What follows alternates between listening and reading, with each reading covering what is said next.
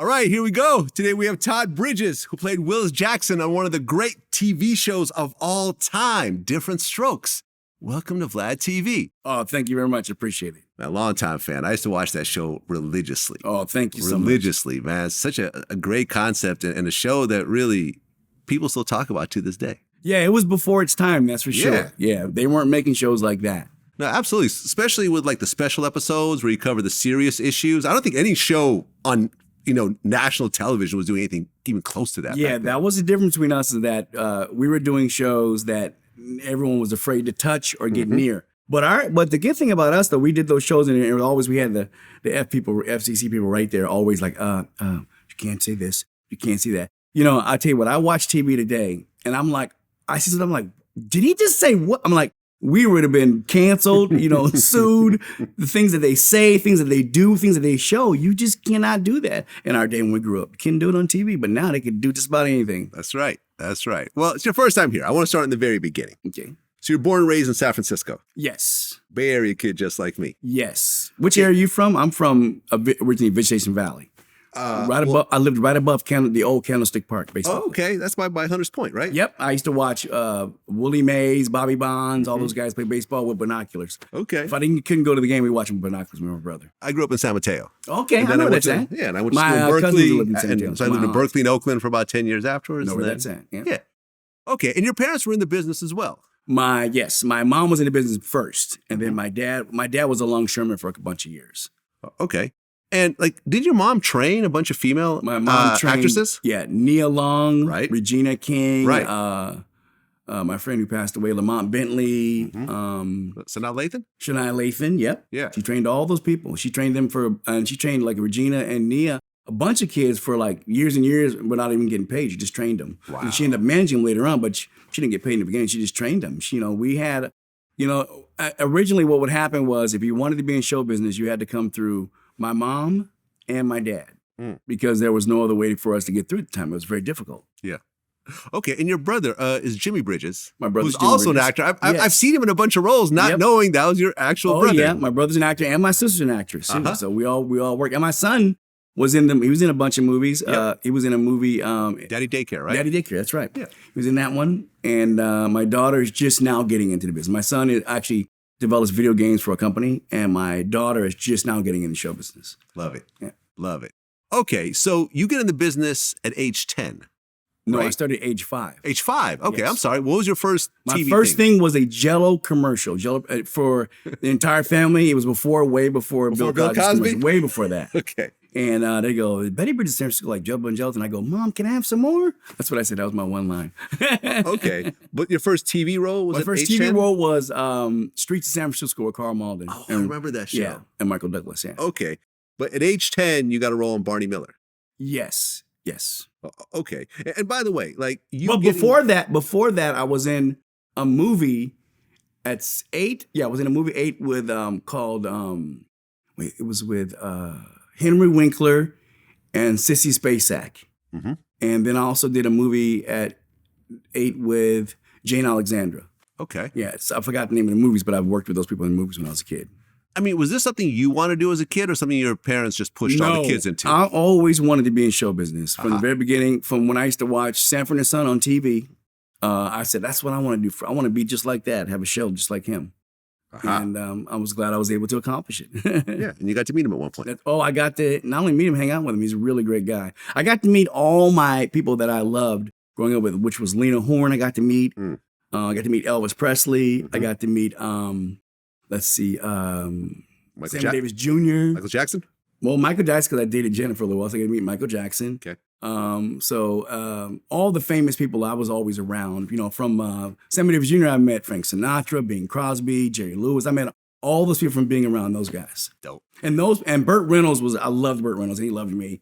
I loved Dom DeLuise. Those guys were two amazing guys. I love Burt so much. Burt was such a nice guy. Okay, so you got a role in Barney Miller. Mm-hmm. And then there was a spinoff, Fish. Yeah. Which you got a regular the show was written for me and A. Fagoda. Danny Arnold, when I did Barney Miller, he says, I'm going to find a show for you. And he goes, and it's going to be a show with A. Fagoda from Barney Miller. He says, because you two could work well together. And so if you ever watched the show, you notice we had a lot of interacting. Me and him had a lot of interacting together because the show was written for us. They put everyone else around us. Well, I remember you did an interview with Oprah in 2010 where you were saying right around that time you were getting sexually abused. That's when I was 11 years old. Exactly. Yeah, 10 and 11 years old. 10, 11 years old. Oh, yeah. And this was like a family friend. Yeah, well, he was a family friend who became a publicist who did that. So, yeah. And I mean, initially, well, I guess your mom believed you, but your dad did not. Yeah, my dad was the kind of guy who was more about the money than anything else. So he was just all about what this guy can make for that guy. So he was more about that than anything. My mom knew, she could see in my eyes the truth, so she knew. Yeah.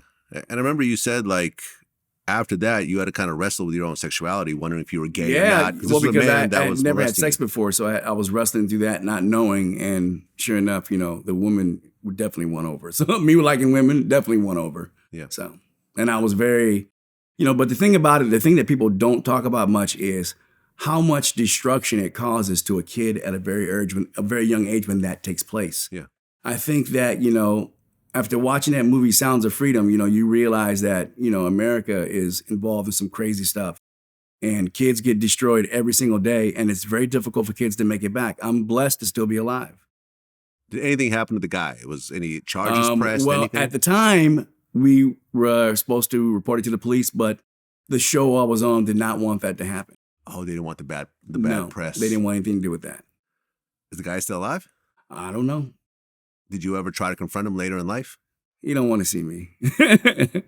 I don't want to see him because if I see him, it's going to be, I'll be locked up somewhere. So I don't want anything to do with it. Yeah, fuck that guy. It's better just to leave people alone like that. Okay. So, I mean, after that traumatic situation happened, you still stayed in the business. Stayed in the business. By 78, you did Roots. Yep. The biggest miniseries of all time. Yes. It was nominated for 37 Emmys. It won 9. It won a Golden Globe and a Peabody. Oh, yeah. It was the record for the 3rd highest rated episode of any type of television. Oh, yeah. And second most watched series finale in television history. Yeah. I was the only kid with dialogue in the whole show. Yeah? Everybody else was adults. I was the only kid with a lot of dialogue. But I'll tell you what was funny is it was at one point they ran out of black people in the show. So I think they even had me at one time to go, oh my gosh, we need a black kid way out there. They go, Todd, hey, we'll give you a little more money. Put a different clothes on and a hat and go way out there and stand. And I did. There wasn't enough black people in the business that were in the show. Everyone that was in show business at the time, black people, were in Roots. Oh, yeah. I mean, that was a phenomenon because, I mean, listen, 2023, everyone knows about slavery. Yeah. Everyone knows about this. But up until that time, there were no stories about slavery. That's Alex Haley started writing, I think, in Reader's Digest, started putting these little stories together, which turned into a book, which ultimately turned into the series. But up until that point, it wasn't being taught in school. That's People just thought slavery, I mean, they were really trying to brush it under the carpet. Oh, of course. And they're still trying to brush it under the carpet. Right. but that show was a turning point in American history. And here's the craziest part. If you remember watching that show, the things they said on that show, you could never say on TV today. Such as? The N-word. You can't say that anymore. But if show was on that TV, you can say it in a movie, but you can't say that on TV. Huh. That was said on TV. Yeah. Yeah, man, it was a great series. I know that was it Will Packer tried to remake it. I tried to watch it, but it was just not work. It was just wasn't. Shout out to Will, man. I fuck with Will, but not he didn't do it justice the way the first one really. Yeah, we've interviewed John Amos before. They sent me a script where the character that I ultimately portrayed, Kunta Kinte, they had begun to flesh him out so I could see what he was about. And I said, man, I don't know who's going to get that, but whoever gets that role, they're going to have some piece of work behind them once they get this down.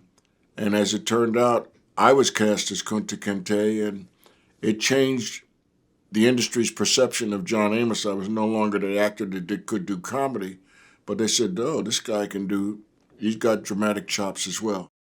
Oh, I love John played Amos, the adult Kunta Kinte. Oh, yeah. And man, it was a phenomenon. Oh, yeah. You can't, things like that, there are some things you should leave alone. And it's just like there's some movies don't do a remake. Yeah. They do remake and you're like, oh, this was the worst thing I've seen. Why did they remake this? Oh yeah, I mean Space Jam 2. The first one was amazing. Oh my gosh. I don't want to talk about White Man Can Jump 2. That was just didn't work at all. I tried me and my wife tried to watch it and I was like, ugh, this I can't watch it. She goes, what? I go, I can't watch this. This is nothing like the original, and the original was so much wonderful because you had Wesley Snipes. I'm not putting anything bad on the actors, but with Wesley Snipes and you had Woody Harrelson. Come on, those two were the most amazing together. Well, and you had other TV shows that you were doing. You did The Love Boat, you did The Waltons, you did Little House on the Prairie, but I was ultimately semi-regular on Everybody Hates Chris. Well, that comes later. Yeah, that comes later. Oh, but before that? Yeah, no, before. I'm talking about everything that that's leading up to Diff'rent Strokes. Got you. You had a whole bunch of stuff. Yeah. I've done over at least 200 commercials. In fact, I did I remember, because of this milk commercial, I loved milk so much. And the milk commercial, and I drank so much milk. I think I drank like 3 gallons of milk. And I'm lactose intolerant because of that dang milk. I love milk. And I was like, oh man, this is the best, And, but what's crazy is, here's the craziest thing. I can drink milk in another country. Like in Europe, I can drink milk in Europe. Is that where they have it, like in boxes, like no, paper boxes? You don't have to refrigerate it. But people that are have gluten allergies can have gluten from Europe. Oh, okay. People who over here, because all the stuff they put in it, our bodies can't handle that. But over there, milk comes out of that. I can drink it fine. I can have, I'm good with it. Yep. Okay, so how did you get the role as Willis Jackson on Diff'rent Strokes? I got the role from Fish. Okay, Barbara Brogliotti had saw me on Fish. Fish had got canceled. Not because it wasn't doing well in the ratings. It was a #1 show. It got canceled because at the time, A for Goda wanted more money. And at the time, they didn't care if the star wanted more money. Everything was producer ran. They own the exec producers. If they own the show, they own the show. So no one could tell them what to do with it, And that show got canceled. And as soon as that show got canceled, they realized that they tried Diff'rent Strokes at first with just Gary Coleman and Conrad Bain. And then they realized that Arnold needs a brother. They realized that. So she saw she got canceled. So they had to put around Gary Coleman people who already knew what they're doing in front of a live audience, people who could carry Gary. We had to carry Gary. That's why, the toughest job on a sitcom is being the setup man. The setup man has to be believable and has to be good at setting up for the people who want to throw the jokes at him. Well, the concept of the show is very interesting. It was really unlike any show of that era. So you had this older man, Philip Drummond, whose wife died. Yep. And he had a housekeeper, a black housekeeper, who had 2 kids. Yep. She dies. Yep. And he ends up adopting the kids. Yep. Because she, on her deathbed, I guess he loved her that much. On her deathbed, she said, "Please take care of my children." And he decided to take care of us. Okay. So now you have this older white man with these 2 young black kids, and he's got his daughter as well. Oh, yeah. Now, right now, it's not a big deal to do something like that. But back then, from what I understand, there was a lot of hate mail. I think the Ku Klux Klan was like sending you guys death threats. And... We got hate mail from both sides. That's just how it was. They didn't want to see us hugging a white guy and saying, "Hey, we love you." They didn't want to see any of that. And the white people did not want us, hugging them, their people. So it was kind of like, we got it from both sides. But then eventually, a year, 2 years later, everyone fell in love with the show because they realized that it's just about love. It's just about, family, look, think about this. Vin Diesel has made a huge living off family. And in all of his movies, what do you say? Family. That's what it's about, family. And you could do well when things are about family. Yeah. Well, what you could say is the star of the show, Gary Coleman. Yep. I mean, originally he wasn't supposed to be the star, right? Well, no, he was always supposed to be the He was always supposed to be the star? Yeah. But the thing is that his lead was different than my lead. He was the star, but I had all the girls. Okay. So I was good with that. Okay. And Gary Coleman's personal life is interesting. So he was adopted. Oh, yeah. But he didn't know this till he was 21. Really? Yeah, he did not know he was adopted. He thought those were his biological parents? Yes, he did not know until he was 21 years old. Okay. Yeah. And when he was born, he had a whole bunch of medical complications. Yeah. Kidney defects. Yep. And because of all the medications and everything else like that, it stunted his growth. And he also was never around kids. Huh. That's why his vocabulary was huge. He was only around adults. Right. Because being around kids was dangerous for him.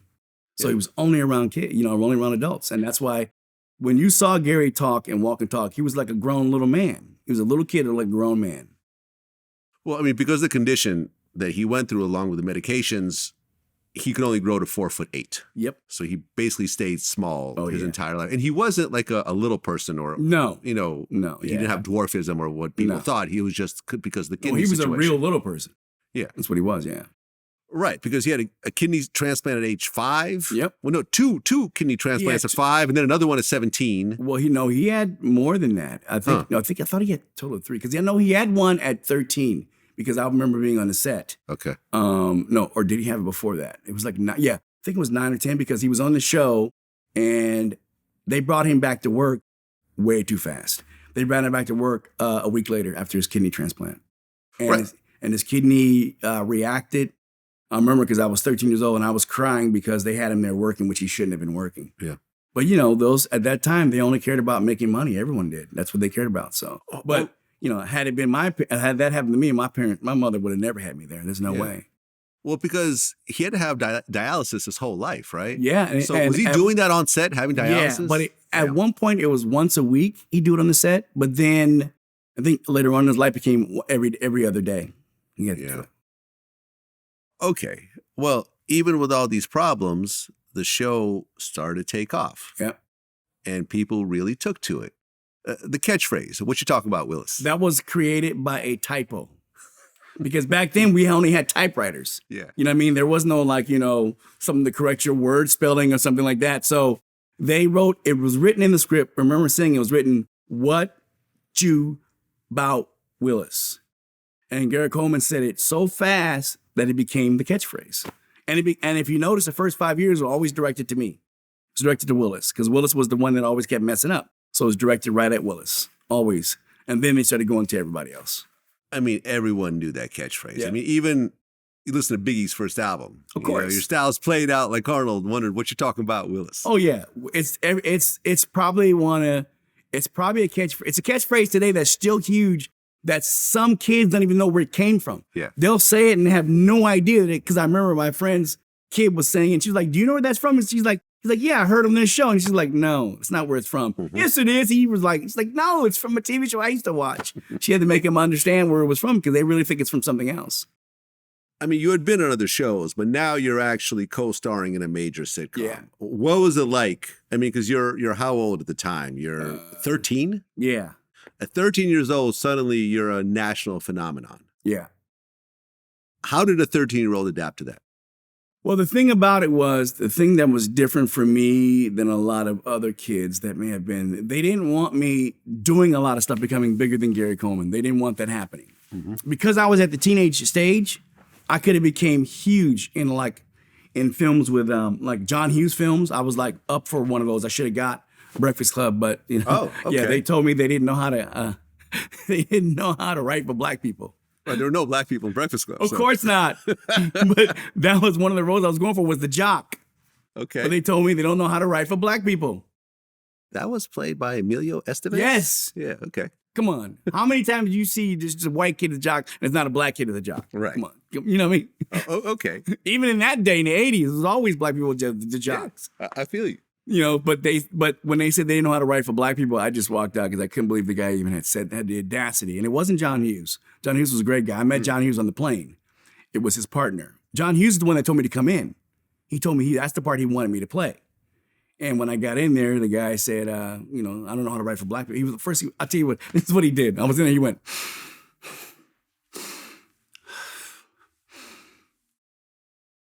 "We don't know how to write for black people." And I was like, this is what I said, the same way you write for white people. And I walked out. And you didn't get the role. No, of course not. Not saying that, but I'm like, what do you mean you don't know how to write? So was he scared? I'll be like, come on, man. We all talk the same. You know what I mean? It's like, give me a break. Well, the guest appearances on the show were really interesting. Oh, we always had the biggest guest appearances on the show. Muhammad Ali. Oh, yeah. Muhammad Ali was the greatest guy in the world, man. We had so much fun with him. Didn't he coin the term different strokes for different folks? And that's kind of where the name came from. Yeah, on the I'm show? sure. Ali was the most amazing thing ever, man. With Ali, I remember he used to come up behind you and do do this thing, and you're like, and he'd start laughing. Ali was, oh man, that was always my hero, and he was my hero. I mean, even one time before Ali was on the show, they wanted me to say something negative about Ali, and I was like, I'm not saying it. And The producers were threatening to fire me, but Al Burton stepped in, one of the executives, says, no, if he doesn't want to say it, he doesn't have to say it. Yeah. That's how they were back then, though. They were very it was all about, like I said, I wasn't allowed to do anything off the show. While I was doing that show is either I did the show, or I couldn't do anything else. Was the original title 45 Minutes from Harlem? Sure was. That was the original title of the show. Diff'rent Strokes was way better. Well, way better. Way better. 45 Minutes from Harlem, I don't think would have been successful. No, I don't think that would have taken off. That would have taken off the same way. Not at all. Nancy Reagan came on the show. Who was the first lady at the time? When Nancy Reagan came on the show, the Ronald Reagan, the president, showed up too. Oh, really? Yeah. And what made it so crazy was... But he wasn't actually on the show, though. No. Yeah. But everyone in the audience was Secret Service. Mind you, they didn't laugh at any of our jokes, but everything Nancy said, they were like, we're like, yeah, okay. But the craziest part about it was how the security was going in and out. You got scanned. You got scanned 3 times before you even made it to the set. Didn't Reagan get shot around that time? Probably after that, I'm sure. After that, yeah. Because remember, there was a whole shooting thing that happened. But what was even crazier was I met a guy who worked for the Secret Service, and he was showing me what they had in the trunk. He showed me they had, surface-to-air missiles in the trunk. He was showing that. I was like, oh, my God. Damn. I was like, but it was a no-fly zone when she was there. It was no fly zone. When he came there, no planes could not fly over Universal. Yep, couldn't fly over. This is before 9/11. Before 9/11, before all that. Yeah. And then Janet Jackson. Janet Jackson, who I'm the reason why Janet Jackson got hired, because she used to be on Good Times, owned by the same company. She used to be walking through, and I always seen and said, man, she's good looking, and I wanted to meet her. So I thought the best way to meet her really was to get her hired on the show. Right, because she was on Good Times before that. She's on Good Times, yeah. But but same company. Oh, okay. We all rehearsed and worked at the same stage. Okay. So I'd see her going through all the time, and I'd be like, She was good looking, so I I met her there and all that, but I figured the best way to really get to know her was to work with her. And when they were gonna want to find Willis a girlfriend, I was like, you gotta hire Janet Jackson. Like, we're gonna interview. I said, nope, you hire Janet Jackson. They hired Janet Jackson. And you guys dated after that? Oh yeah, we dated for a couple years after that. A couple of years? Yeah. Were you one of her first boyfriends? Or? Yep. Oh yeah. And it was the most nerve-wracking thing in the world was meeting all her brothers. That was very nerve-wracking and scary. Because she had what, 5 brothers? Yeah, and they were Jackson all mad. 5. They were looking at me like, I think the funniest was Michael was the funniest. I'm going to the Havenhurst place. They were just building Havenhurst. They had tore a small house down. They were building a big house. And I go there and I'm with Janet and I'm standing there and Michael drives in and he gets out the car. And this is before Thriller came out. And he's running around and the troops going, 'cause this is Thriller, hee. And I'm like, he's singing in the pipes. You know how they have the pipes? And I'm like, what is he? He's like, oh, they singing his new album. I'm like, oh, okay. But little did I know it's going to be that big. Yeah. Considered some of the greatest album of all time, essentially. I didn't know that at that time. Okay. Any interesting stories with the Jacksons or around that time? Well, stories I can't tell. Janet will kill me, so I ain't telling stories. Okay. I still talk to Janet, so she'll be mad about telling stories. She'll be like, why did you say that? No, I don't want to hear that. So. Well, I mentioned this before. Like, you guys had the special episodes. And I remember watching the child sexual abuse episode. Yeah. I had asked there was a Boston cream pie kind of thing going on. I had asked to be written a lot out of that show. Because of your experience. Yeah. I said, I don't want to be much in this show. Just leave me out of this. And I was in it, but not a lot. Okay. I mean, having that episode air with your experiences, did that kind of trigger you somewhat? Well, not that it triggered me, but it just, it made me very sad, that nothing was really done about what should have been done about it, So. I mean, there was a lot of problems, with Gary Coleman and him getting paid, keeping the money that he was supposed to be getting.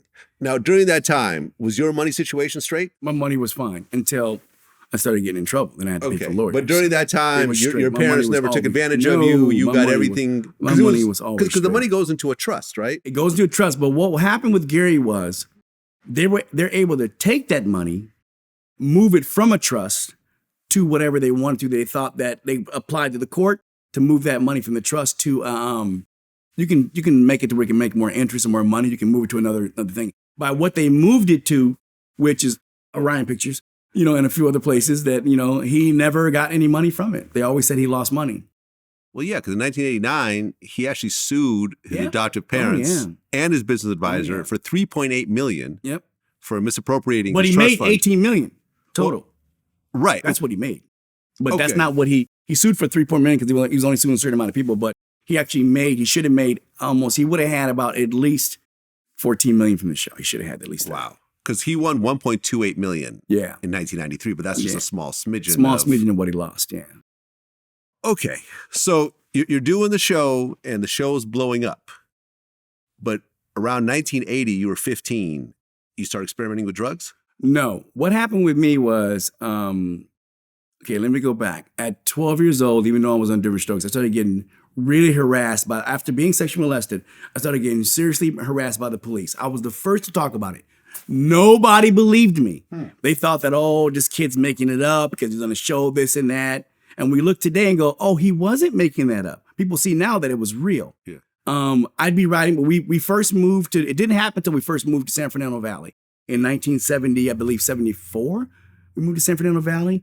I'd be riding my bike with my friends and I get pulled over at gunpoint by the police. Damn. They take my bike, told me I stole it. They take my bike downstage, take me handcuffed. My mom would have to come yell at them and let me go. It got to a point so bad with them that, I remember they gave me we were riding our go-karts. We used to have this property behind, before they were building houses. Me and these two white kids had go-karts and we go ride our go-karts in the dirt hill right around there, right? So this cop comes up. I'm the only one who gets a ticket. He doesn't give a ticket to the white kids, but just me. So the white parents were like, oh, this is ridiculous. So they came to court with us. And they got thrown out because I was the only one who got a ticket. So they took my go-kart, wrote me a ticket. So they were notorious for doing that to me. So I started emotionally breaking down from that, mentally breaking down. So I didn't start really experimenting from drugs till I was 21. That's when I started experimenting. Okay. So back then you weren't touching drugs at all? No. Okay. I may have tried some weed, but that was it. I didn't do anything else after that. Okay. I wasn't really, that's why I was voted most likely not to be on drugs. Because that's why today, like, people think that I had a long drug career. I did not. It was only 5 years. Okay, so in 83, when you were 18, you got arrested for carrying a concealed weapon. Yes, that's because at that point, I was getting, in the San Fernando Valley, I got a cross burned to my lawn and threatened to kill me. Wait, okay. Oh, yeah. Okay. I didn't know this shit was happening in L.A. Yeah. I interviewed Dominique Wilkins, and that happened to him in North Carolina. I'm puzzled up, like, what is this big bright light? So I go out the front door, and as I get to the front yard, there's a big cross burning in my yard. And I remember being very nervous and scared to being very angry, to the point where, anything could have happened if anybody showed up at my front door. Oh, yeah. You expect that type of shit in North Carolina in the 70s, but you're talking about in the valley where we're at right now? Oh, yeah. Yep. They burned across in your front lawn. And this was over Diff'rent Strokes. Yeah, and not just that, we're just over being black. Yeah. That's it, period. I told you when I was 12 years old, I was riding my bike, I got jumped by 7 white kids. And I fought my way out of it because, the thing about what they didn't realize, I was a fighter. I fought my way out of it, and I told each and every one of them, I'm going to get you back as I grow up. And I got every one of them back. But the point of the matter is they didn't I was the first black kid. It was in Canoga Park when Canoga Park was an all-white neighborhood. Okay. And I was one of the first black kids there. Okay. They burned an actual cross. Oh, yeah. How did your parents react to that? Oh, my mom was pissed. But this was at my house down the street from my mom's house. Okay.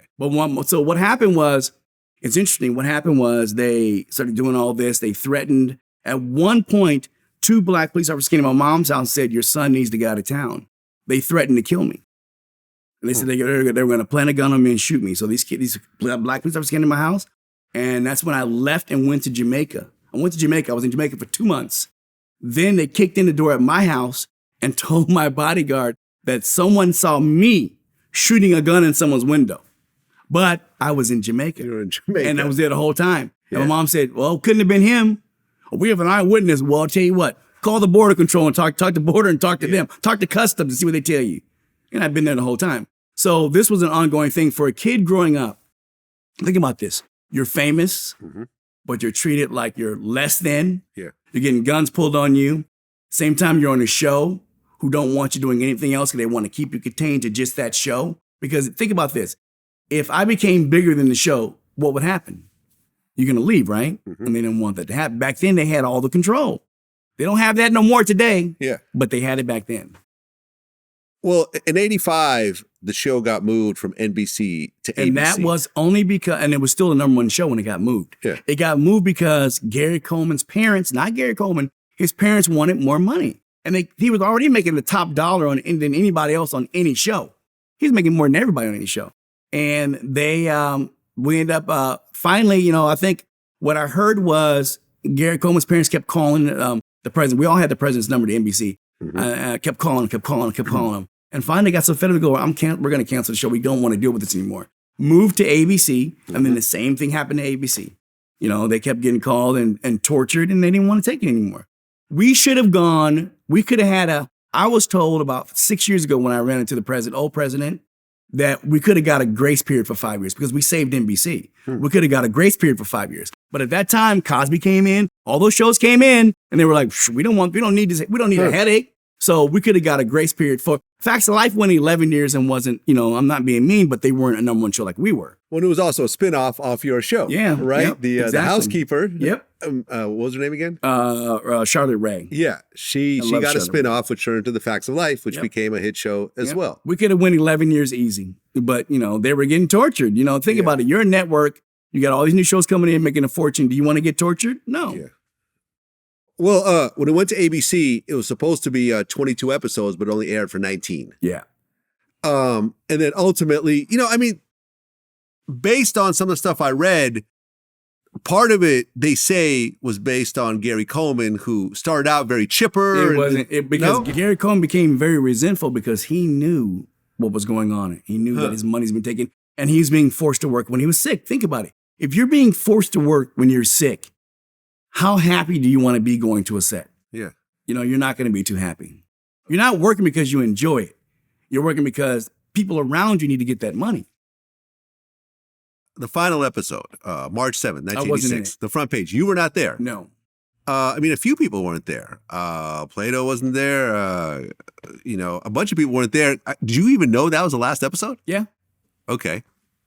How did you feel when the final episode aired? I wasn't in it because that was Willie Coleman's final jab to me. Because, I wouldn't do what he wanted me to do. And, but I had the last laugh with the Colemans. So, Gary, became very close. And they wanted to, can you get Gary to talk to him? I was like, nope, Gary doesn't want to talk to you. Sorry. Gary didn't want to talk to him, because they ruined Gary's life. Yeah. By what they did, so they didn't, he didn't want anything to do with them. Did the problem start after the show got canceled? The problem started for me? Yeah. Yeah. For me, because the show kept me stable. Because I knew I had to work, so it kept me stable. Mm-hmm. When the show ended, it had nothing to do with that I wasn't working, because I didn't want to work anymore for a while. I was planning on traveling around. It happened to when I found out my accountants. That's when I found out my accountants had stole, almost $3-something million. Wait. Oh, yeah. Your accountant stole over $3 million. And you want to know the crazy part about it? What's that? You'll love this. My dad knew about it, but didn't say anything. Wait. Your dad knew that your accountants were stealing money? Because they had stole from they have stole from his clients. And he was divorced from my mom, so he was mad at my mom, so he took it out on me too. Huh. But wait, this is the crazy part. Because we didn't catch the bank the first 3 years, we didn't get any of that money back. Damn.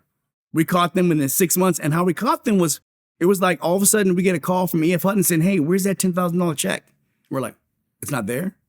And then we're like, uh-oh. And by the time we ran over there and got the books and all that, we go sue the bank and all that. And it was, I won't name the name of the bank, City National Bank. I can't name it because we did win the suit against them.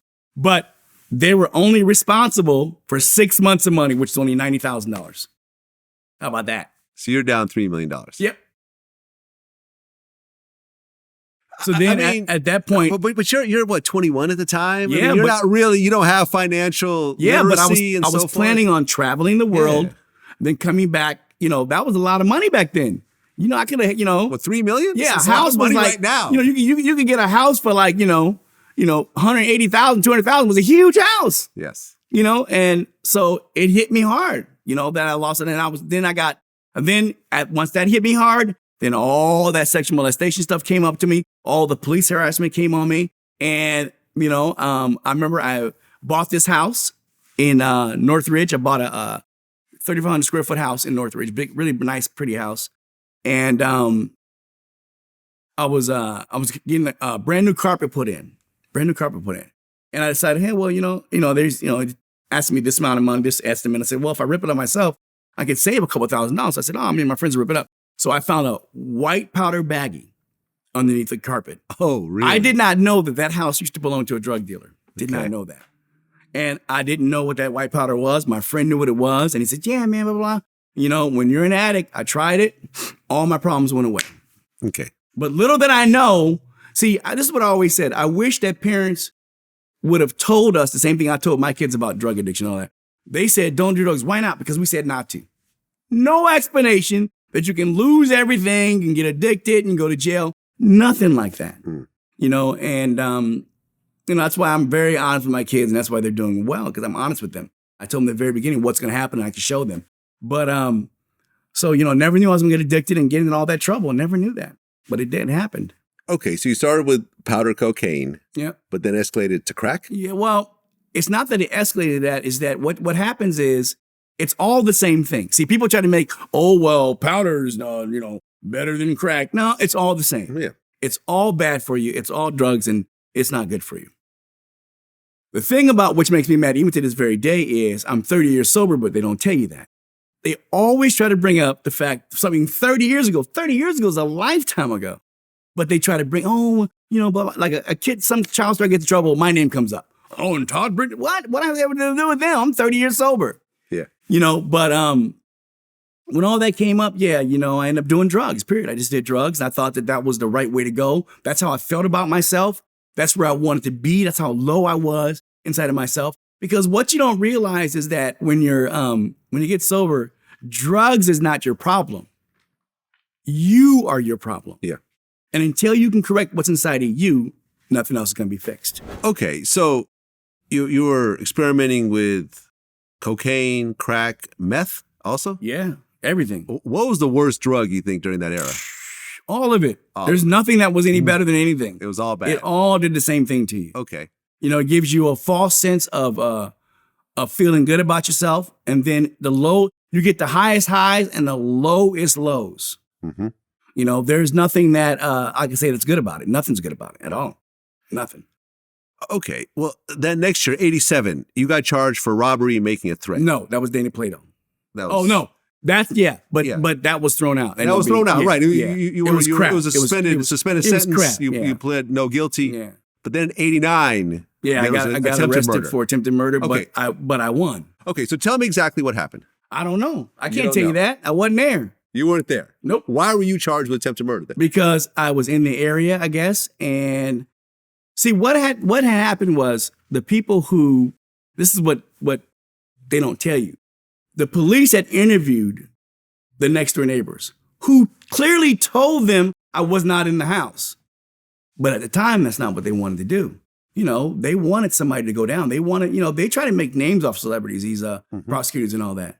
And so they knew the story from the beginning. I shouldn't even been charged with it. They knew the story. Yeah. But yet they still tried to have, still charge me. And, these witnesses came in who were the prosecution's witness.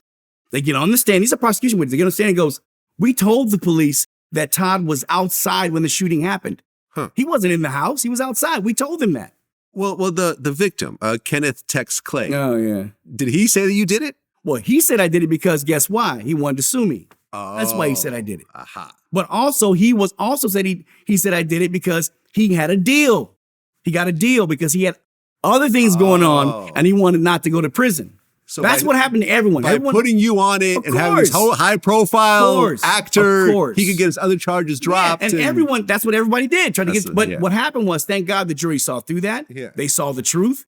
They saw what really happened, because those two key witnesses that were the prosecution witnesses said that I was outside the whole time. And I didn't know them from Adam. I don't even they said they talked to me, but I don't even remember them because that's how high I was that night. I had talked to them. And they said that what happened was, I know what they said because I've read over that recently. They said that they were talking to me. Shots were fired inside the house. They said I looked at the house. I don't remember which direction it was. They said I looked at the house and then I just ran away from the house. And they said they were talking to me when they heard it too, because they heard that. They saw me. They looked at me and I was confused and I ran away. And they said they would just went back in their house. Well, I remember there was an old TV interview where you were actually in jail. Yeah. At the time. So were you not given bond during that time? Or? No, man, they didn't give me bond. Johnny Cochran didn't want me to have it. He was smart. Johnny Cochran was your lawyer. He was very smart about that. He didn't want me to have bond because he noticed people, they good on bond, that a drug addicts go out and do what? Get themselves in more trouble and end up, not being able to win that case. So I just see, the bottom line is he kept me in there, which saved my life. He saved my life later on because then I got in trouble again for drugs again. But then finally it was 1993 when I got sober. Well, okay. So Johnny Cochran is your lawyer. This is before OJ. Oh, way before all this stuff. Yeah. When you saw Johnny Cochran do the OJ trial years later, what'd you think? I was like, he's an amazing lawyer. That's for sure. Because see, what people don't understand when a city comes after you, they spend a lot of money trying to convict you. So you have to spend either half the amount or equal the amount being defended. That's why, have you noticed recently, you hear about all these people getting out of jail, come and find out they didn't do it? Yeah. See, it ain't about guilty or innocence. It's just about who does the better case. And then finally, when they can see the evidence, a lot of these lawyers, they sell you down the river. They just want to, have I got to get them off my caseload, but Johnny Cochran unturns every single stone. He unturned everything and showed the truth of the matter, and there was a catchphrase for our thing too. He says, he who's in the mud wants to get someone else just as dirty, because that's what happened. Everybody else was in the mud. They wanted to get me even dirtier. I mean, you're innocent, but you know how these trials go. Of course. Lots of innocent people who don't have a good defense, who have, trust me, I know. Court-appointed lawyers and stuff who don't have a Johnny Cochran, the money to pay him. They're dump truck lawyers is what exactly. they are. Yeah. I mean, how much time were you facing? 14 years of life. 14 years to life. Yeah. How scared were you? Because you're in your mid-20s, hearing this type of insane number. It wasn't, the thing is, I truly believed that I'd be okay because I knew I was innocent. Yeah. And I trusted God. And that's when but the thing I didn't know how to do, I knew I was going to be found innocent, but I didn't know what I was going to do when I got out, how I was going to get away from drugs. I had no idea. I had no program. I had no way of getting free from it, and that's why I was like, even after beating all those charges, I still ended up doing drugs again because I had no way to beat it, right? Emotionally and mentally. We're going to get to that part. So in 89, that's when you beat this case. Yep. Dana Plato, who played Kimberly Drummond on the show, had a hard time. Yep. After losing a role on the show. In 1991, she went into a video store with a pellet gun and robbed him. The guy behind the counter called 911 and said, "I've just been robbed by the girl who played Kimberly on Diff'rent Strokes." I mean, literally, he was like, "I know who you are. She's not wearing a mask." Yeah. Were you in contact with her up to this point? I went and testified for her in court, and that's why I ended up relapsing. I was 2 years sober. I was 2 years sober. I went in there, and man, that prosecutor beat me up so bad, I went home and got high. He made me feel so low about myself because that was his job, was to discredit me, understand. He did everything he could and threw everything at me and brought everything up that I went through emotionally and mentally, and I ended up relapsing after that. I ended up going back out because of that reason. I found out that I wasn't, what I realized was I should have stayed away from it. I wasn't ready to help anybody. I couldn't help myself. I was barely hanging on myself. And that was the dumbest thing I ever did. Right, because that next year in 92, you're 27 years old. Yep. You got arrested for suspicion. 26, sorry. You were arrested on suspicion of transporting drugs for sale and possession of a loaded firearm. Yep. I guess you were in Burbank and you got pulled over? Yep. And I ended up really beating that case basically too. Right, because you got caught with meth and a loaded gun. And because at the point of your life when you're in fear for your life all the time from people, I didn't trust white people at all at that point in my life. And I was always carrying a gun just to be safe. I didn't trust anybody. I was like, somebody mess me, I'm going to do what I got to do. It's not until you realize that, like today, I'm okay with whatever happens. If I go, I'm going to be with God, so I'm fine with that. So I'm not in fear of my life anymore. I don't need to carry a weapon to defend myself. I just don't want to get into a fight anymore, so I carry pepper spray. So I can just, I'm not using my fist anymore. Yeah. But, I think back then, like I said, I was a kid. If you think about this, my father was also abusive growing up to me and my mom. So if you think about this, you can't find anybody safe. There's no one safe. Yeah. I didn't have my father safe. Me and my mom we were safe when we weren't with my dad. When my dad was there, we didn't feel safe. When I was out on my own, couldn't feel safe because I was getting harassed by the police. When I was at the studio, they couldn't feel safe there either. I had nowhere to feel safe. So I carried guns, I thought that would keep me safe, and like we all learned, it's something that makes you unsafe, and then, like I said, I had relapsed and I had done drugs again, and because I had no real program. Was it during that incident that you considered suicide by cop? Yeah. Oh, so yeah. you thought at that point, fuck, At that I'm just point, gonna get out and at that just point, get shot by this cop and it'll be over? And that's the thing. The thing about it is that when you go through as much as I've gone through, or people go through, and some people go through less, you've had enough. You just can't. It's too hard to live. Things are rough. So yeah, I was gonna pull my gun out. I thought about it. Grabbing my gun and just firing at them and make them kill me. But then God was like, no, I got something for you. And Johnny Cochran came the next day when I was in jail, and I remember he was rolling his ring on his finger, and he goes, I'm gonna help you one more time. But if you don't get sober, he did that for free. He did a case for free. Wow. He goes, I'm gonna help you one more time. He goes, I'm gonna help you for free. But if you don't get sober, I'm done. Huh. And he goes, I don't want to be friends with you. And I was like, I still wasn't ready yet. But the interesting part about it, when I went to court, the judge says, okay, you can either go to rehab tonight or you can go to jail, whichever one you want to do. And I looked at his thing and I saw this circle with a triangle in it. And I went, the judge is in the program. And I was like, okay. I go, I'm done. But before I go in tonight, I'm going to buy $1,000 worth of drugs. I go, I'm going to do drugs in every kind of way so I have no excuses. Where I didn't, because, addicts always have a great excuse. Oh, I didn't do it this way. Oh, I didn't do it this way. I didn't want to leave myself no excuses. I did so many drugs. I got paranoid again. That had long been gone. That came back again. And I remember when I went into treatment that day, they told me I had to go to a meeting, and I threatened them all with a crowbar. Well, not crowbar, the shower rod. And I remember I heard these big steps, these boom, boom. I turned around and it was the biggest black I ever seen. He ducked under the door and he said, this can be hard or this can be easy. And I went, this can be easy. They strapped me down in 4 points. I was in the psych ward for at least a week and a half, 2 weeks in psych ward. And then finally they brought me down, and I realized I'm ready. And I got sober. Been sober ever since. Right. February 24th, 1993. Yep. That was the last time you took drugs. Last time I took drugs. And it's the greatest feeling in the world, let me tell you. But like I said, you learn that drugs is just the way to hide. Your symptoms is you. It was me. I was the symptom, because I was doing it, to get away from who I was. And I fixed it all, which was great. I mean, everyone says they're going to stop doing drugs. I've interviewed Flavor Flav, who's been on and off. When I interviewed him, he was sober. And then a couple of years later, he found out he wasn't sober. That type of thing. I'm a weed smoker. I've tried to stop a few times. Didn't work.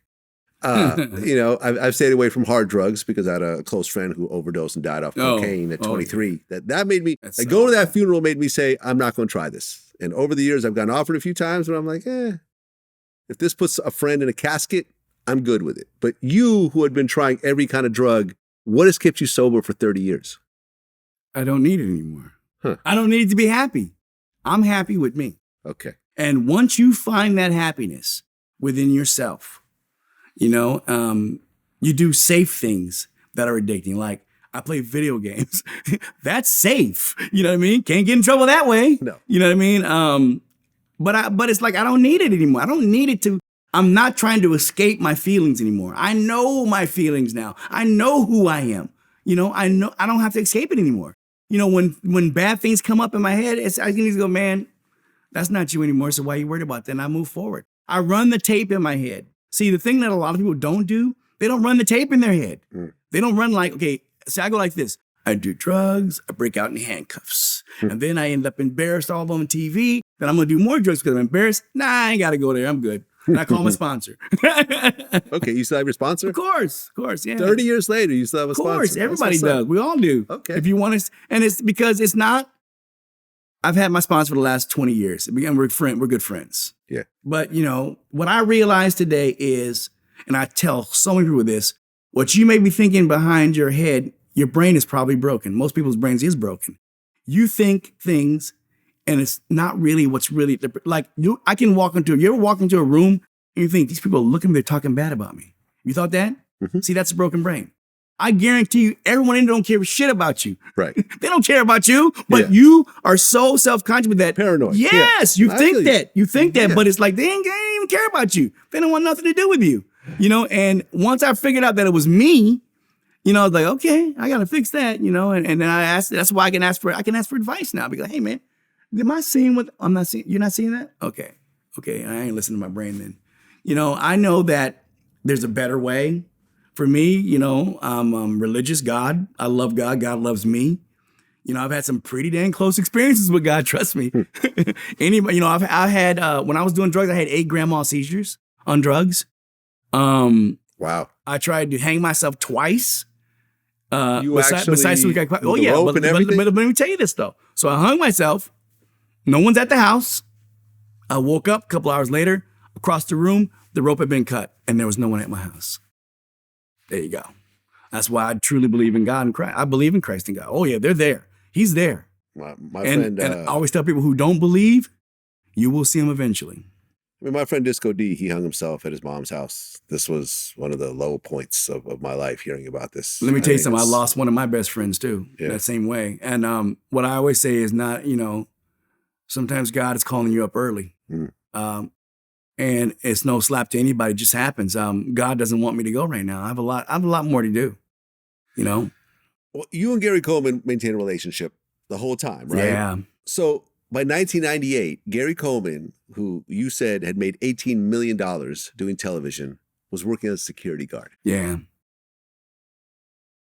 See, the difference was when I got sober, I started working again. If you notice that, I started doing different shows. Yeah. It was hard for Gary because of the size he was. What was he going to do? If he wasn't playing the oddity on the show, what was he going to do? I was playing, you know, criminals, drug dealers, lawyers, doctors. It was hard for Gary to get those kind of roles. It just was. Well, he was in the mall shopping for some security guard stuff, and a woman approached him who was a fan, wanted an autograph. He said no, and then she started talking shit about him. Yeah. And then a fight broke out where I guess he punched her in the face a few times, and then he had to go to court. He's got to get a step stool to do it, so you can't just swing up. You got to go up something and go. Yeah, I don't quite know how he figured that out, but he ultimately went to court and he pled no contest. He got a suspended jail sentence. And what year? When was that? This was 1998. So what happened was by 1999, I get a phone call from Gary. Okay, and he goes, "Todd, I'm sorry." I go, "Sorry about what?" Gary goes, "It's so easy to get in trouble and so hard to get out of it." I go, "I tried to tell you that, Gary." And that's when we became close, really close. Yeah. Close. Yeah. Because he realized that it wasn't my fault. Stupid things happen and then you can't just get out of it. Yeah. And they make it seem like it's just you. You know, what they always say about Diff'rent Strokes, oh, it's the curse of Diff'rent Strokes. And I was like, if that's the case, I should be dead too. I mean, how hard is it for Gary to be this major TV star to working as a security guard and people are recognizing him as the security guard? That's the worst part. You could be listen, you know, everyone, you know, other people that are not known could be security guards. They could have a fruitful life and go on and raise their families and get their paycheck. But when you're Gary Coleman, with what you talk about, Willis, and people are over there like, motherfucker, you look familiar. And the problem is that, you know, the media is going to make a big thing about it. They're going to embarrass you even more. Yeah. You know, and that's the sad part about it. But it was like, it was harder for him to get acting roles than it was for me. You know, like once the show stopped, I put myself through all that. But then again, when I got sober, I started working like crazy, you know, in different shows. I was on World's Dumbest for 13 years, you know, one of the main leads on that, you know, and it's like, you know, you see what I always tell people is if you start out as a comedian, it's a lot harder to do serious work. Yeah. Typecast. If you start off at doing drama, it's so easy to do comedy. Comes second nature because drama, like, you know, you've seen, you know, Robert De Niro. Yeah. He's hilarious. Yeah. Analyze this. And why is he hilarious? Fuckers, because he's a good dramatic actor. Yes. If you've seen everything I've done when I was younger, it was all drama. Comedy came later, you know? And so comedy is just, it's easy for anybody who's a dramatic actor to do comedy. It's not that hard. You know, it's just timing and all that. I even did stand-up for 12 years. I did stand-up for 12 years. Really? Yep. None in the United States, but all over, all over the United States, but not LA, everywhere else. Okay. Yeah, I had a great time. I had so much fun doing it. I learned, you know, fast stuff. That's why, you know, when I was on Everybody Hates Chris, we used to have riff sessions. And most of us on that show were stand-up comedians. And we'd have riff sessions. We all just riffing and laughing. And then, you know, it got to the point to where one of the executive producers, Oliver Leroy, would let me make up my own dialogue. A lot of my stuff was all, like, there's one scene where his brother comes in and I go, I go, who's that? He goes, it's my brother. I went, oh, I was going to stab him. And I go, because he's your brother, I won't. So all that stuff, I made up so much dialogue on that show, and it was just hysterical. Because, it's just natural stuff that's fun to do. Kimberly Drummond, Dana Plato. After I the miss show was Dana canceled. to this very day. Yeah. Well, she, like I said earlier, she struggled to find work. But she got fired because she was pregnant. Oh. That's why she got fired. That's the that. real reason why she got fired. Wow. Because they couldn't have, back in those days, an unwed woman pregnant. They couldn't have it. Like today, it'd be like, no big deal. We just shoot around you. We just add it in the show. Not back then. Yeah. Because how old was she supposed to be on the show? Like 17 or something? No, she was like 18. She got pregnant. But it's because... But on the show, she had age, is what I'm saying. Yeah, well, when she first started the show, she was supposed to be a year older than me, 13. Oh, okay, got it. I was going to be 12 and she was 13. Got it. But, when I became 18, she would be 19 or 20. She could be pregnant, but that's not what the show was like. No. Because you had so much restrictions on TV. Well, I mean, she tried to work. She did a bunch of B movies. But she was getting loaded the whole time. Yeah, well, she did a porn movie at one point called Diff'rent Strokes. Yeah, that was... I actually watched it for research purposes. Oh, everybody did. Here's the thing. What I was able to accomplish was I didn't care about working for 4 years. Mm-hmm. I worked at a hospital. I was a chemical dependency tech. Okay. I was a counselor. So I didn't give a crap about the business. I didn't come back to business until I was asked to come back. And I was asked to come back by Al Burton. First role I ever did was the New Lassie. So first role I did. And I'll tell you something funny. So I'm on the road with New Lassie. I'm playing a sheriff, right? And they're like, do not give Todd the gun because we don't want anyone getting any pictures of him with a gun in his hand. So when they would say, action, they give me the gun. They cut. I throw it on the ground. They have to come get it. It was hysterical. Al Burton was the greatest. I loved Al Burton because of that. And that's what got me. So when I got the bug again, I wanted to do it again. Well, Dana, like you said, had drug problems. Yeah. And then in 1999, well, this is where the fuzzy part is. Some people are saying that she died of suicide. Other people are saying there was a drug overdose. It was accidental. Yeah. It was accidental drug overdose? What I heard is, this is what I heard. But see, I told her, if you ever listen to my Howard Stern interviews, I'm fired at Howard Stern. I'm firing. If he fires at me, I fire back. I used to learn, I don't care about it anymore, but I used to learn everything about you. If you're interviewing me, I learn everything about me. So if you try to attack me, I come right after you just as fast. Mm-hmm. So, I would go on Howard, and when you're a comedian, you're blasting away, you're having fun, everyone's laughing. So Dana, I told her, I said, Dana, you can't go on there lying. I said, if you're going to go on that show, if they ask you questions, just admit it. Yeah. They asked me, did you do drugs? Yeah, I did drugs. And it was a stupid idea. I should have never done that. Dana goes, I have never done cocaine in my life. And they were like, yeah, okay. And when callers called in, they beat her up. Yeah. And she couldn't take it. She went home, and what happened was, the things I tell people about sleeping pills, never take sleeping pills. She took some sleeping pills. She woke up kind of drowsy, took some more. That's what did it.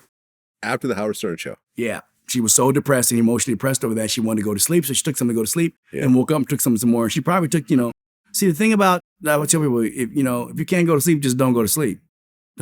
Don't take nothing to go to sleep unless it's natural. Well, in 93, Gary Coleman did an interview. He said he actually tried to commit suicide twice by overdosing on pills. Yeah, that's what Gary did. He did too. A lot of suicide and suicide attempts on that show. No, there's a lot of suicide attempts in the world. This is what I always tell people. We weren't buying drugs from the Brady Bunch. Yeah.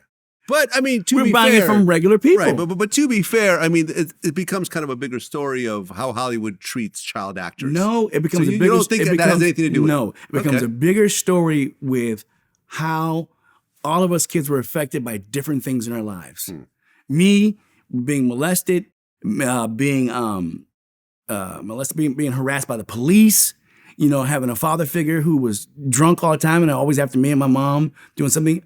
Dana was adopted. You know that? No, I did not. Dana was adopted. Okay. Also adopted. She didn't find out about her. She finally found her mother, and her mother didn't want anything to do with her. So all those things that are happening to us, it's a recipe for disaster for any kid. The difference is we probably live longer than we should have in the beginning. With me was, like I said, because I knew what was right. I knew what it's like not to be on drugs to live. Dana was doing drugs early. I found some things out about Dana. I'm like, wow. I found out things before I even knew what drugs were. I remember one of my good friends was like, man, we were smoking pot with Dana when she was like, 16. I was like, what? And we like, they knew not to come around you because you'd be like, I was like, hell, I was against drugs. Yeah. I was against drugs. Yeah. Totally against it, but that's why what I've learned is never be against anything. Just don't do it. Yeah. You know what I mean? When I see people now with shortcomings, I don't put them down because we all have shortcomings, and I always say, man, I hope that person finds themselves and be able to take care of themselves. The thing I don't like is how different color people can do all the drugs, mess up all they want, and go right back to work like it's not a big deal. Well, the same people year, of color get punished a lot harder. Yeah. Well, the same year that the Dana dies, Gary Coleman files for bankruptcy. Yeah. He basically said, it's from me to accountants, to my doctor parents, to agents, to lawyers, back to me again. He had an arcade. That was the dumbest thing in the world, was getting $200,000. Yeah. Where he got the arcade at wasn't going to work. Yeah. He got the arcade in a dying Marina Del Rey area. Right. You know what I mean? It's like, dude, you're going to get an arcade, get it somewhere where there's people at, but he got into a dying, Marina Del Rey area. So no one was coming in that area anyway. Yeah. Well, we used to go there a lot because we used to fish there. Me and my brother used to go there a lot. We used to fish there. But once the area died from that, once they moved the dock, it changed everything in that area. Well, yeah. I mean, by this time, he is a security guard. He ran through his money. And he had the health problems that continue. So all the money had to be spent. Exactly. Yeah. Dialysis, the pills, the medication, the doctors. So yeah, he had to just file for bankruptcy at that point. And I'm sure that was another low point for him. Yeah, it was. And like I said, the thing for Gary, because he was so big and because of things that he was doing, to be a security guard had to be a serious low point for him. When he could have found a job to do something that was even, like the job I took, because I took a regular job, but I was a chemical dependency tech. That was great. That's very rewarding work. If someone puts you down for that, they're going to get slapped in the face by somebody, and it gave me time to assess my life. And I remember when I first saw the check from that, I was like, it's missing some damn zeros in this thing. I know, right? It was like, I worked like 45 hours. I think it was like $600. I'm like, what the hell? That's a lot of working hours for $600. So I was mad, man. I was like, I gotta get back to the business. Right. And I finally decided, that's when I called Al Burton. Burton got me the first job, and then I started taking off from there again. Started working a bunch of stuff again. Well, a few years later, you did a celebrity boxing with Vanilla Ice. Yeah. No, were you and Vanilla Ice cool before that? Yeah, but I told Vanilla Ice, I was like, look, dude, I'm not losing on national TV. I said, you better be ready. And that's when I was chunky too. I was thick, and I was still mad at the world. I wasn't mad at the world, but I was still mad. And then what happened was I beat Vanilla Ice up, and then I was totally like depressed.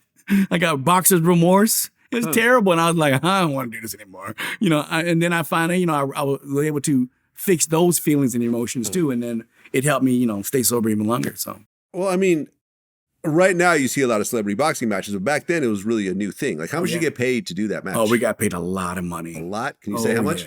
Made a couple $100,000 doing that. Okay. Yeah. Okay, that's a nice little check. Yeah, for 45 minutes? Come on. Well, but 45 minutes again, punched. Yeah, I didn't get punched that much. He did. Yeah.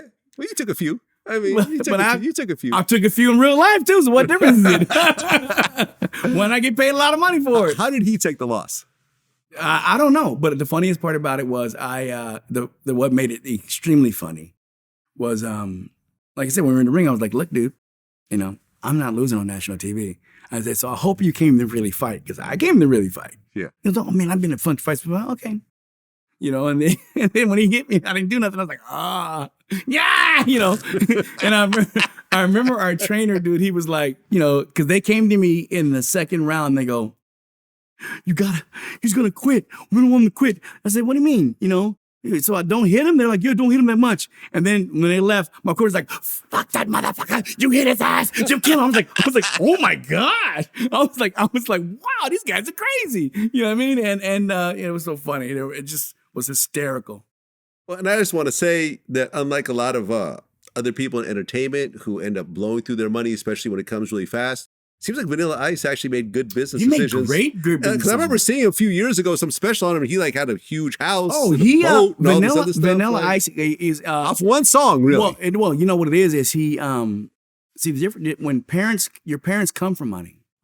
Oh, so his parents had money. I'm sure. Okay. When you come from money, you know how to make money. But he's involved in real estate. He has a lot of land in Florida. He sells fixes homes up, sells them. So Good for him. yeah. Okay. And after that, you started getting more work. You were on Fear Factor. You were on Skating with Celebrities. Oh yeah. You always got paid a lot of money for those shows. Oh, yeah? Oh, yeah. Those are nice checks? Oh yeah, they were always Okay. big checks. And then in 2007, you mentioned this before, Everybody Hates Chris. Oh, yeah. You played Monk. Oh yeah, that was a lot. But I was also I was on World's Dumbest before that. Well, right. Yeah, World's Dumbest came in and World's Dumbest Criminals? Yeah, Yeah. it was everything. We were like it was on every. We were the announcers and the stand-up comedians, announcers for it. Everything we'd say what we want to say, and we actually the funny thing before we get into the other show, I'll tell you about this show. The funny thing about that is the first episode we did, we couldn't curse or anything like that, and we're like, man, this is not going to be funny unless you bleep out our cursing. And they're like, oh, we can't do that. And we're like, it's not network. Look it up. You can bleep it out. No one's going to care. And finally, it's like, all right. So they allowed us to come in, right? And said, okay, fine. Just say what you want to say, whatever you want to say. We said, all right. And we were like, F. And by doing that, the show blew up and it became a huge show. Okay. Everyone knew what that show was. But, and then after that I got Everybody Hates Chris. I went on audition for Everybody Hates Chris and I was like, man, I'm not going to get no TV show. You know, especially for black people. I was like, I'm not going to be able to, you know, I've only been on a show for black people by Everybody Hates Chris because of Chris Rock and Ali LeRoy. I have never done any other black show that was out there. They wouldn't hire me for some reason. I have no idea why. So I was like, I went and auditioned. I'm like, man, I ain't gonna get this job, man. It ain't gonna happen. And I got a call. I was like, what? I got this job? Because Ali LeRoy said that the funniest thing about it, he goes, he never looks at tapes. Never did. Let someone else do it. He said, he said, I'm gonna put tape in. Started to put tape in, said, and look, and he said he saw me. And he goes, what the heck? And he called and said, hey, did you need to offer him? Did you offer him to go? She goes, no, I found somebody. He goes, no, offer him the job. So they offered me the job and it was supposed to be one time, right? And I always said, they said it's one time, but I was so good, they were like, oh, no, man, we got to have you in the show. Just come on back and do whatever, you want to. I'm like, yeah, I'll do the show. I said, but you got to work around World's Dumbest. And, because World's Dumbest was like once a week too, and they ended up working around it. So it was fine. Well, yeah, I interviewed Ernest Thomas, who played Omar, the funeral Ernest director. Thomas played a good character in it too. I hear about Chris Rock being at this is 89. He's at some local club there. And I go and see him. I went, man, you a superstar, man. Do people know you're this good? So we go to like a local club. We take photo. I actually have a photo from back then.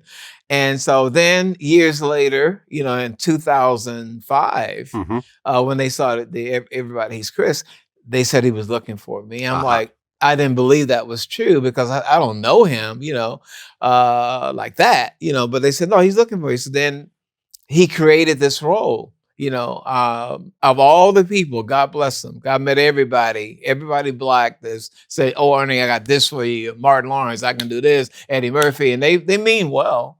They just never did. But Chris Rock, who never promised anything, he and Ali LeRoy created this role of Mr. Omar. And because of him, I'm known to the millennials. Like, oh yeah, he was hilarious. Yeah. I did a play with Ernest Thomas. I love Ernest Thomas because he has that lazy eye. Yeah. And we'd be in the middle of the play and I'd be like, Ernest, what you looking at? And I was sitting on my breath when only he can hear me. I'm like, I'm over here. I'm over here. He goes, shut up, Todd. And then we start laughing. So it was always, I love Ernest. Who also had serious drug issues. Yeah. Muhammad Ali actually helped him out. Yep. Well, Ernest Thomas, he's a great actor. Really good. If you saw him in, what's crazy is that Ernest Thomas is so good. He was in Malcolm X and he was wonderful in Malcolm X. I remember that, yeah. But I'm telling you, man, when it comes to us and our people, woo, rough. You don't get hired by a lot of your own people. Not for me. I don't know. It's probably happening now, but, and it's like, the thing is that a lot of us has done so much for us. And we've done so much for our people, but, like I did nothing. Me and my parents and all, we did nothing but help our people out in this business. We got a lot of people started and working and all that. And that's what you're supposed to do. Yeah. Other races do it. They'll pull each other back and forth. And for some reason, we don't do it. I'm hoping that changes one day. Well, in 2008, you were on Hulk Hogan Celebrity Championship Wrestling. Yeah, I should have won that too. Man, you played Mr. Not So Perfect. Yes, and that was the whole joke of it. Right. Because everyone thought Willis would be perfect, so I was Mr. Not So Perfect. And I did the hardest job on that show. I was flipping and turning because, I'm a gymnast by nature. So I'm flipping and flipping off, and then Dennis Rodman wins. I was so mad at that. But of course, Dennis Rodman's going to win because he's Hulk Hogan's friend. Oh, that's the reason? Well, come on. All he did, okay, if you ever watched the ending of the show, all he did was jump from the top rope armbar. I'm doing flips off it. I'm jumping out the ring, flipping over everywhere. All the real wrestlers said I worked the hardest and should have won.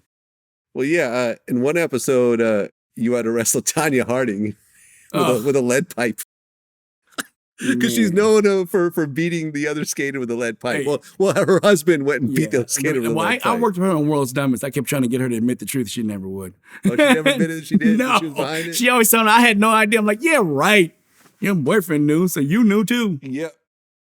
Dennis Rodman, I just interviewed him actually a few months ago. Did you see his new face tattoo? No, I haven't seen that. He has a new face tattoo? You got to be kidding. I think only Mike Tyson get away with a face tattoo. So what's actually kind of funny is that the person who he has the tattoo of his girlfriend was actually the person I was working with to schedule him. So this is his new face tattoo. He got That's a face real? on his cheek. What do you think he's gonna do when he breaks up with her? And I think he got a similar tattoo on his butt cheek. What do you think he's gonna do when he breaks up with her? That's on your butt cheek is different, but on your face is not. Oh man, that's. I mean, does anything crazy. Dennis Rodman do really truly surprise you at No, this it point? doesn't. I It mean, if doesn't. you really think It about doesn't. it, Yeah, I it mean, doesn't. this was the wild man of the NBA Oh, yeah. forever. He wore dresses and full makeup, like. He worked a lot. Well, I think he got all that idea from Madonna. That's what became bigger Well, yeah, than him and nature. Madonna. Yeah, He claims that there was a contract that Madonna was going to pay him $1 million to impregnate her. I would not be surprised. Yeah. He was getting the baddest women during that era, Yeah. let me tell you. Yeah. Madonna, Carmen Electra. Oh, I mean, he was sleeping with Jeannie Buss from the Lakers when he yeah. played. Trust me, I know. Like, He was yo. some hot women. I ain't gonna lie with yeah. that. It was. Okay, and then that same year, 2008, you actually wrote your book, Yeah. Killing Willis, from Diff'rent Yep. Strokes to the Mean Streets to the Life I Always Wanted. Yeah, see, it was called Killing Willis because for a while, I kept always trying to kill Willis, not realizing that Willis was a part of me and it was me. Yeah. And the end of the book, it talks about where it's me. That's who I am. It's going to always be that way. So no need to kill it, just enhance it and make it better. Now I got websites that I sell merchandise from Wichita Willis cups and clothes and hoodies and shorts and shoes. RealToddBridges.com. Go there, you can buy all kinds of stuff now. Love it. Might as well, Love it. you might as well embrace what it is, Yeah, of course. Don't hate it, embrace it. Exactly. I mean, you're always going to be, Of course. I'm not gonna get away Because from that. what was it? What was that one show? Gary Coleman was on. Vanilla Ice was on. Was it Celebrity Big Brother or Oh, something? no, it was What was it? God, real something. Real World? No. No, because I came on the show. Yeah, because you came on the show and Yeah. Vanilla Ice was like, "Yo, say it. What you talking about? Well, say Yeah. it, say it." And I- then Gary Coleman went and- say it. yeah. Didn't like And then Gary, Vanilla Ice like lifted him up or something? yeah, so I came on there and I told Vanilla, I said, "You want to box again?" He was like, so he left Gary alone after that. Because that was after celebrity boxing. Right. He didn't want to fight again after that. He was like, nah, Right. I'm good. So I actually, in fact, I remember, I helped Gary. He was leaving. He wanted to leave, and I helped him leave. I think he ended up quitting that show. I helped him leave. He wanted to catch a taxi, and I think I ended up giving him I paid for his taxi. Okay. I paid for his taxi. Well, in that same year, 2008, there was a situation with Gary Coleman in a Utah bowling alley. Yeah. I guess someone took a picture of him without his permission. They got into an argument. Yeah. So I guess in the parking lot, Gary backed up and hit the guy with his car and then dragged him under the car and then Well, it's hit another because Gary car. has a hard time seeing over the car. Man, Gary came to my house one time and he wanted me to go with him for a ride with him. And I'm like, I'm looking at the car and there's like phone books in there. He was sitting on, I'm like, man, I'm not riding with you with no phone books. What if that phone book slides off? We So he has dead. to sit on actual phone. Yes. Why not like a child seat, like a booster I seat or don't know, something? man. He was sitting on phone books too. Phone books. And I was like, I'm not riding with you, Gary. You got to ride with me. Well, that next year, 2010, Gary passes away. Yeah. And you were in contact with him that Oh, whole yeah. time? Yeah. And the interesting part about that, I was out at the time, before he passed away, I was out at Lake San Antonio. I was with my family jet skiing. I had jet skis and all that. And we had a motorhome. We camped. We did, every year we go either to the lakes jet skiing, or we had motorcycles, dirt off-road motorcycles. Would go to the desert. And I remember when I found out about it, I got a call that he was in a coma, and she pulled the plug, and that hurt us all. She pulled the plug actually the day after, May 28th, right? I believe May 20th when he passed away. So, That's the day after my birthday. That was his ex-wife? Yeah. His common law It was wife? his ex-wife. No, it was ex-wife. It was an ex-wife. Yeah. I don't know how she was able to have the ability to do that, but it was the saddest thing ever. Did he like fall down some stairs or something? Well, they said he fell down some stairs, Yeah. but I don't know how you can fall down 3 stairs and hit your head and it splits that wide open. So we don't know what happened, but we weren't there. But all we can do is speculate. But after losing Dana, losing Gary was very dramatic for me. Well, yeah. I mean, when he died, it was such a mess because I guess the parents and then his business associates and his ex-wife started to fight to the point where they canceled the funeral. Yeah, we had to cancel it. Yeah. Just completely canceled because of bickering. Yep. They were bickering so much that nothing could get done. That's like ridiculous. Yeah. So me and one of Gary's that hung out with Gary, one of his best friends, me and Dion Maya, we ended up doing things ourselves. Just a small little thing for ourselves for Gary. Right. And then 2013, Conrad Bain, Yeah. Mr. Drummond died, which makes you the last surviving original cast member of Diff'rent Strokes. Crazy, right? Who would have ever thought that? No one would have ever thought that I'd be the last one. But God wants me here. I'm healthy and God wants me here. I got a job to do. And, my job is to help a lot of people understand what addiction really is and understand that there's a better way to live life than just, worrying about other things. Right. And, Mr. Drummond was like, although he played a father on the show, from what I a understand, father he was like figure. an actual father figure. He was an actual father to you, figure to me. Yeah, I didn't have a good dad, so he was definitely a father figure to me too. So. Yeah. But, he died at age 89. Yeah, that's a good He age. had a long, and illustrious career. I talked to him the day before he died, actually. Okay. And, he just was sleeping and that was it. Just didn't wake up. That's the best way to go. Man, we should all be so lucky. Yep, exactly. Well, in 2018, there was a situation with an ex who I guess was a porn star. I found that when I found that she was She tried to poison your dog. Oh yeah, man. There was a crossbow involved. Like what? Yeah, but none of that was real. I took her to court and I won. Okay, Yeah, so she accused you of what exactly? Of course, she accused me of trying to. Well, what happened was it was two. Actually, I'll explain to you what happened. There were one girl. When I found out this one girl was a porn star, I broke up with her. I don't want to date no porn star. I'm not into that. And then when I found out the other girl kept calling me and calling me and calling me, I didn't want anything to do with that too. I'm very I'm like a guy who doesn't want to be disturbed when I'm in my normal mind, and they decided to go after me. And actually they made me lose they made me lose a big show. I lost my Diff'rent Strokes reboot because of that. Really? So there's supposed to be a reboot? Yeah, we were going to do a reboot. I was signed with Sony and everybody. So who's going to be in it? It was going to be me and most likely Kim Fields. Okay. And we were going to be married and we have a kid. And then we were going to have Mary Jo Gatlett, who played Pearl. She was going to have these 2 grandkids that her daughter left her. And then she's going to, she can't take care of them. She's too old. She brings them to Willis, and Willis decides to adopt them. It was going to be a reverse Diff'rent Strokes. Oh, okay. Aha.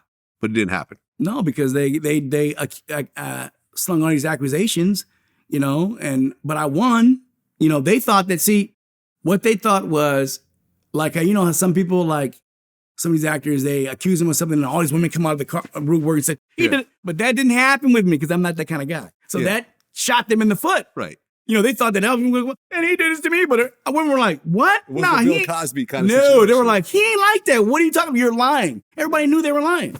So, when I went to court, the judge, when I showed the evidence, the judge knew I was telling the truth, and they squashed them and then they made them look bad. Mm-hmm. But I lost my show behind that though. So, yeah. But that just means it wasn't meant to be. That's what I always say. Well, in 2022, you were on Celebrity Big Brother. Yes. That was big show. Man, but that was like, woo. Who else was on that show with you? A good friend of mine, Cynthia Bailey, who's a good friend of mine today. That's the one I got into an argument with. She's on the show. Okay. We're good friends. The guy from NSYNC, Chris from NSYNC. Mm-hmm. I'm good friends with him still. I think those are the only two that I talked to. But Lamar Odom, I'm good friend. I talked to Lamar. I just actually talked to Lamar Odom. He's going to New York right now. I just talked to him today. Lamar Odom, all good friends, but we're all good friends still. Lamar is a mess, man. I interviewed him once, and there were supposed to be 2 other interviews, and they all fell apart like the day of. The day of, something weird. Well, now he's doing something for rehab now, I think, right? Yeah, he got some rehab, but didn't he just get into a car accident? I think so. Smashed up a whole bunch of cars recently, which, it is what it is. Yeah, but I love him. That's my buddy though, still. Yeah. But see, the reason why I'm always like, if I stay in someone's life long enough and you're not sober, you're going to get sober. I'm going to make you get it. So you're going to get him sober? Oh, if I have to, yes, I will. If I have to, I will. Because I know that there's a much better life on the other side. Of course. I mean, listen, I have drug addicts in my family, and we really just don't talk to them. Yeah, it's because... if you are an active drug addict, we can't do much with you. And the thing is that, but the sad part about it is that there's a solution for active drug addicts. There's always a solution. You can't run from it. There's a solution if you want it. Right. But you got if they get sober, then maybe there's a place for them in our lives. But you have to want. If you're actively smoking crack, you can't really be around us. Because you're going to bring bad elements in people's lives. Exactly. Oh, I learned a lesson where I used to work with a lot of newcomers. I won't do that no more. Man, one time I was working with this newcomer, and I picked him up, took him to a meeting, and I'm driving, right? And this is after 13 years sober. I'm driving, and all of a sudden I look down. I see a crack pipe roll. I'm like, I pull over and throw the window. I'm like, man, if I got pulled over, there's no way the cop won't believe that's mine. You know what I mean? I throw the window. I'm like, that's it. And you got to be at least 7 or 8 years old or 10 years old before I put you in my car. I ain't taking no chances. I feel you. Know what I mean? I'm not getting arrested for you. I tell people that if we go somewhere and you rob a bank, you better believe I will be on the stand snitching my ass. It was him right there. Yep. Dude with the glasses. You got a beard. It was him, Your Honor. I ain't got nothing to do. It was him. I am not going to jail for nobody. I didn't been there. I ain't going for nobody else. As you should. When I was locked up, I was next to Richard Ramirez, Night Stalker. Really? Yes, and Eric Menendez was next to me too. Okay. I was there with some real killers, man. Yeah. I'm in there for drugs. They're in there for murder. I had to get out of there. Do you know the Menendez brothers story? Because I remember, Michael very much because I was in there with them. Michael Franzese, I think, who I've interviewed, was locked up with them. I think TK Kirkland was locked up with them. I mean, a lot of people. It was an LA County jail. Yeah. So yeah, Michael Franzese, right? Michael Franzese, the mafia guy. I got a story with him too. I did a movie. My friend did a movie, and he funded it. Yeah. Yes, and I heard about this. Yeah. Well, I was there. Yeah. I was there, dude. Right. And I gotten the flu, and my friend Stoney was in the movie, and I'm like, man, I see people walking around talking in their sleeves, right? And he's like, my friend's like, man, you crazy, man. I'm like, no, man. He goes, you sicko. No, I'm telling you, dude. I'm seeing people walk around in black suits talking in their sleeves. Sure enough, it was the FBI, and they shut the movie down. I was like, I told you. He was like, oh my God. It's the mob. Yeah, what do you expect? Yep. They're all being watched. My friend was blown away when it was real. He's blown away. Yeah. Didn't believe me because I had the flu, and flu, you start to hallucinate and see things, but I wasn't seeing things that week. So what's next for you? What are you working on now? Right now, I have something really big that I can't say yet. It's about to become. It's gonna be really good for a lot of people. Well, I can kind of say it. It's actually going to be an ethical place to go for treatment where you can find the rehabs that are ethical. Because, rehab is not, it's a business. All of them are not ethical.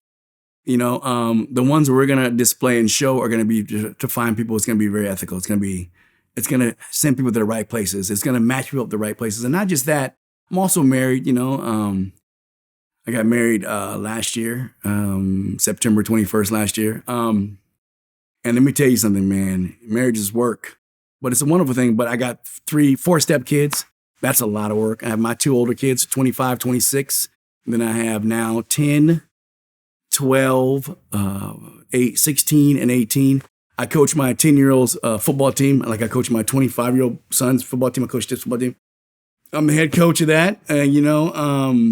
I'm working, and entertainment business is coming back. Hopefully when we get off this strike, we can get back and work. I'm sure by the time this airs, we'll be off strike. So we'll be all working. I'm doing a lot of things, but I'm also a streamer on Twitch. I stream on Twitch. I'm on, right now, I think I have 7,800 followers. So I just started a couple months ago. I have 7,800 followers. Okay.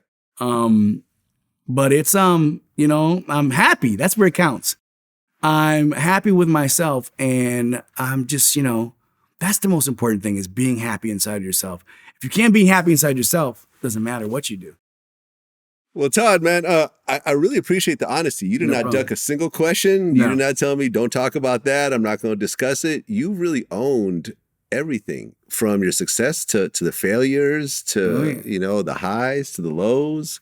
And, I'm sorry you keep having to talk about your drug addiction from 30 years ago. That's all right. But I'm 30 years sober. But you've accepted it. Just remember, I'm 3-0 sober. 30 years. 3-0. And when I look at you, man, you look great. Your skin looks great. You're in good shape. Yeah. You know what I'm saying? You're, 58? 58. Yeah, you're 8 years older than me, but you look 20 thank years younger. I know. what People I mean? always think I'm so young. They're like, Exactly. you're not 58. I'm like, yeah, I am. Well, I mean, that's what you get, when you get off drugs. That's you know exactly what I what I'm- mean? But- and I got you off will at- not look at like 26. this at 58. No, but being see, on drugs the whole the time. problem is people, they're on it in their 40s and 50s, and that's why it just destroys them. Oh, yeah. And I was blessed to where I got out at 26. Yes. That's a blessing to get out at 26. Oh, yeah. I was able to get out, and then your body heals back up, and you get normal. Right. Just my testosterone was low, but we're fixing that. That's coming back. Coming back. That's what it is, man. Todd, I look forward to everything you got coming Thank up. you, I think man. you have a Appreciate it. long, long career ahead of you still. Thank you so much. I really appreciate That's what it. it is. Peace. Peace out.